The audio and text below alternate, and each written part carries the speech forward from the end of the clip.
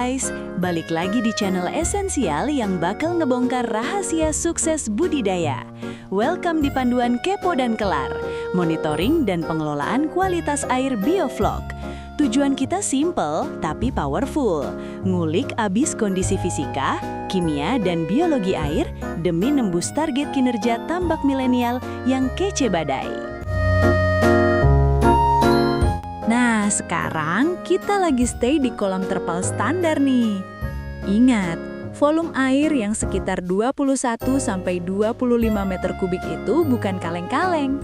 Itu wajib banget kita pantau dan jaga kualitasnya setiap saat. No excuse.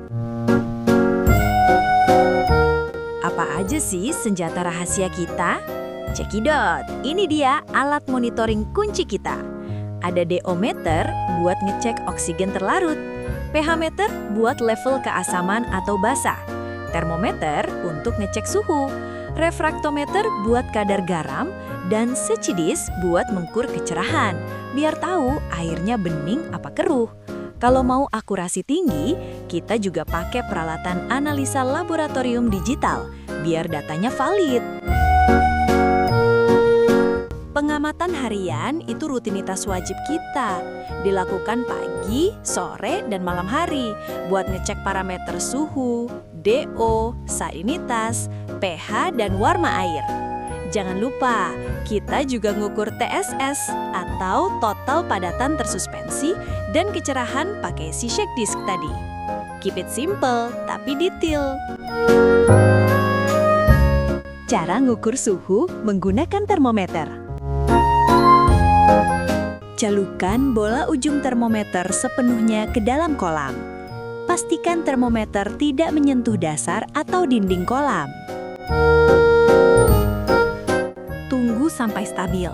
Sekarang, tunggu beberapa saat, kira-kira 1-3 menit, biar si termometer ini mencapai keseimbangan termal dengan air kolam.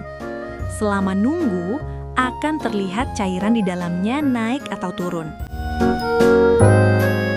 Setelah cairan berhenti bergerak, baca skala termometer. Ingat, pandangan mata harus sejajar dengan permukaan cairan, membaca tegak lurus. Ini penting banget buat menghindari kesalahan paralaks, kesalahan baca karena posisi miring. Segera catat nilai suhu yang terbaca dan jangan lupa sertakan satuannya. Misalnya, 28 derajat Celcius. Cara ngukur DO menggunakan DO meter. Pastikan DO meter telah dikalibrasi. Kemudian nyalakan DO meter dengan menekan tombol daya on. Kemudian, celupkan elektroda ke dalam air kolam. Sekarang, amati layar digital dengan fokus. Tunggu sampai pembacaan, biasanya dalam miligram per liter atau ppm, benar-benar stabil dan gak naik turun lagi. Kalau udah stabil, catat nilai DO yang ditunjukin di layar. Boom! Data lo udah aman. Cara ngukur salinitas menggunakan refraktometer. Oke guys, saatnya kita cek salinitas air di kolam. Ambil sedikit air yang mau kita tes, secukupnya aja ya. Buka penutupnya, terus tetesin 1-2 tetes sampel air tadi ke prisma yang udah kinclong. Tutup cover plate-nya pelan-pelan, biar airnya rata dan gak ada gelembung. Arahin refraktometer ke cahaya terang. Tempelin mata ke lensa okuler, terus jeng-jeng, kalian bakal lihat view keren. Ada skala dengan batas warna biru dan putih. Nah, fokus ke garis batas antara si biru dan si putih itu. Garis itu yang nunjukin nilai salinitas air kalian. Biasanya satuannya ppt atau per 1000. baca angka yang tepat di garis batas itu. Itu clue utamanya. Simple banget kan? Misalnya, kalau garis batasnya nongol di angka 15, fix berarti salinitas air kalian itu 15 ppt. Gampang banget. Cara ngukur pH menggunakan pH meter. Pastiin dulu pH meter udah dikalibrasi ya. Ini penting banget buat akurasi, guys. Next, nyalakan alat dengan mencet tombol daya alias tombol on. Gampang kan? Sekarang, celupkan bagian elektroda atau ujung bawah si pH meter itu ke dalam kolam sampai elektrodanya tertutup cairan. Catatan keras, wajib ingat, jangan celupin seluruh bodi alat, cukup ujungnya aja sob. Habis itu, goyangkan pH meter secara perlahan aja. Tujuannya biar sampel air di sekitar elektroda jadi homogen alias tercampur rata. Tunggu beberapa saat sampai pembacaan di layar digital benar-benar stabil dan nilainya udah nggak berubah-ubah lagi. Langkah terakhir, catat nilai pH yang muncul di layar. Dan hasil pengukuran udah fix terekam. Soal pengambilan sampel, ini nggak boleh asal colok. Kita ikutin SNI, Standar Nasional Indonesia. Nah, hasil yang didapat itu wajib banget kita compare dengan parameter optimal. Target kita jelas, semua parameter harus stay di zona aman. Jangan sampai ada yang out of control.